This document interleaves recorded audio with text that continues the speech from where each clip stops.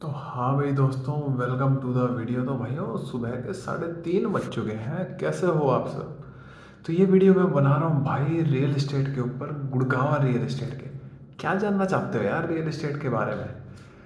चलो मैं अपनी तरफ से कुछ शेयर करने की कोशिश करता हूँ और फिर देखते हैं। उससे पहले आप लोगों को थोड़ा सा ना बेसिक्स ये पता होना चाहिए, रियल एस्टेट है क्या। रियल एस्टेट बस यूँ है कि ज़मीन है और किसी का उसके ऊपर मालिकाना हक है। कोई उस ज़मीन को खरीदना चाहता है और बीच में एक ब्रोकर है, वो रियल एस्टेट को चला रहा है। वो डील करा देता है, मतलब वो मालिक को भी जानता है, बेचने वाले को भी जानता है। तो ये रियल एस्टेट है। तो बीच में जो है बैठा बंदा बिचौलिया, वो ब्रोकर है। गुड़गांव में इस समय पे 3,000 से ज़्यादा ब्रोकर एक्टिव हैं। रजिस्टर्ड ब्रोकर मान लो, एक्टिव का नहीं कह सकते लेकिन रजिस्टर्ड ब्रोकर।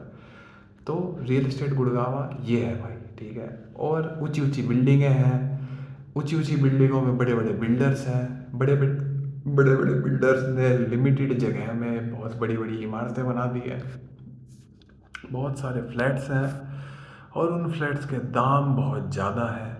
खरीदने वाले बहुत ही ज़्यादा हैं, लेकिन उस जो फ्लैट की कीमत है वो भी बहुत ज़्यादा, मतलब मेरे हिसाब से ज़्यादा है।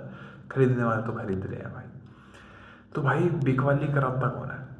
एक बिल्डर है जो चीज़ें बनाता है, एक ग्राहक है जो चीज़ें खरीदता है, बीच में है ब्रोकर जो ग्राहक और बिल्डर का मिलान कराता है।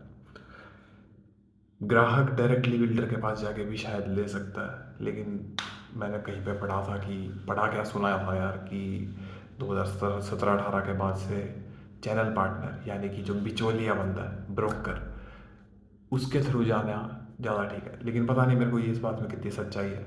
ऑफिशियल डॉक्यूमेंट मैंने कोई ऐसा देखा नहीं है, ठीक है। तो ये है रियल एस्टेट भाई, ठीक है। प्राइसेस, नौकरी, ये वो सब सीख जाओगे। रियल एस्टेट कौन करता है भाई? रियल एस्टेट लोकल बंदे करता है, या रियल एस्टेट वो बंदे करता है जिसने इंडस्ट्री में टाइम स्पेंड किया हो, ठीक है। सबसे पहले शुरुआत रियल एस्टेट की लोकल बंदों से ही होती है। चाहे वो आप चंडीगढ़ का रियल एस्टेट मान लो, गुड़गांव का मान लो, नोएडा का मान लो। अब आप मेरे से ये कहोगे कि यार चंडीगढ़ के रियल एस्टेट के रिलेटेड वीडियो बना, अम्बाला रियल एस्टेट के रिलेटेड वीडियो बना। तो भाई मैं कैसे बना दूँ, या मैं कहाँ से जान, मतलब जानकारी जुटाई जा सकती है, लेकिन उसमें बहुत एफर्ट, बहुत भी नहीं लेकिन मतलब थोड़े से एफर्ट तो मारने पड़ते हैं। जानकारी जुटानी है, क्या प्राइस चल रहा है, किस एरिया में क्या है, ठीक है। वो जानकारी जुटाने में थोड़े से एफर्ट लगते हैं, लेकिन बहुत ज़्यादा भी नहीं लगते, ठीक है।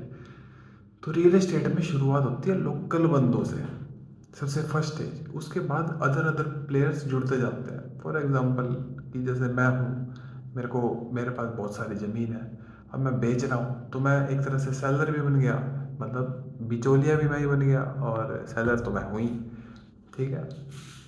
तो गुड़गांव का रियल एस्टेट इस टाइम ब्रोकर्स के बीच में शफल कर रहा है। और इन्वेस्टर्स कहाँ से आ रहे हैं भाई? गुड़गांव हब है, 500 प्लस। ऐसा पढ़ने में आता है कि 500 से ज़्यादा बड़ी बड़ी कंपनियां हैं, जिसे फॉर्चून प्लस कंपनी बोलते हैं। और ग्लोबल सिटी आएगी, फ्लाईओवर्स बन रहे हैं, गवर्नमेंट का फुल रुझान है। सोना डेवलप हो रहा है, सोना से उस तरफ एक अपना कौन सा था यार, नाम मेरे दिमाग से निकल रहा है। सिग्नेचर ग्लोबल है, अलग अलग अब बिल्डर्स हैं। अब बिल्डर्स आ जाते हैं भाई, ठीक है। अब बिल्डर्स के ऊपर फोकस करता है। बिल्डर्स कौन है यार? बिल्डर्स क्रिसुमी बिल्डर है, आपका सिग्नेचर ग्लोबल है, और डीएलएफ है, ठीक है। और इस तरह के पता नहीं कितने ही, ठीक है। और हर बिल्डर ने कुछ ना कुछ इमारतें बना रखी हैं, ठीक है। और बिल्डर्स लोग ग्राहक ढूंढते हैं भाई। अब जो कोई चीज़ बनाएगा, अब मान लो एक पूरे 5,000 फ्लैट्स का कोई एक पूरी टाउनशिप बना रहा है, ठीक है, या 5,000 फ्लैट्स की एक पूरी एक सोसाइटी सी बना रहा है। तो उस 5,000 फ्लैट को बेचने के लिए अकेला बिल्डर थोड़ी काम करेगा, ठीक है। बिल्डर तो मार्केटिंग कर सकता है, इश्तिहार दे सकता है। अब बिल्डर